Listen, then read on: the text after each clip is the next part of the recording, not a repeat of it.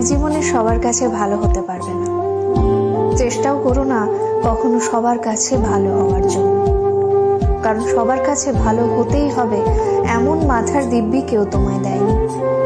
আর তুমি বেঁচে আছো তোমার নিজস্বতায়। সেখানে তোমায় কে ভাবলো, কে খারাপ ভাবলো, তাতে কিচ্ছু এসে যায় না। দিন শেষে নিজের জন্য নিজেকেই থাকতে হয়, অন্য কেউ তোমার জন্য থাকে না, থাকেনি কখনো, আর থাকবেও না। কারো কাছে তুমি ভালো, ভীষণ ভালো, আবার সেই তুমি কারোর কাছে খুব খারাপ, জঘন্য একজন মানুষ। সেটা কেমন করে হয়? প্রশ্নটা মনের মধ্যে আসতেই পারে। আসলে আমাদের কে ভালো ভাবছে আর কে খারাপ ভাবছে সেটা বিপরীতে থাকা মানুষটার মানসিকতার উপরই নির্ভর করে। সেই পরিপ্রেক্ষিতে অন্যের মানসিকতার পরিবর্তনের ভার তো তুমি নিতে পারবে না। তাই তোমায় কে কি ভাবলো এই নিয়ে ভাবনা চিন্তাটা একটু দূরেই রাখো।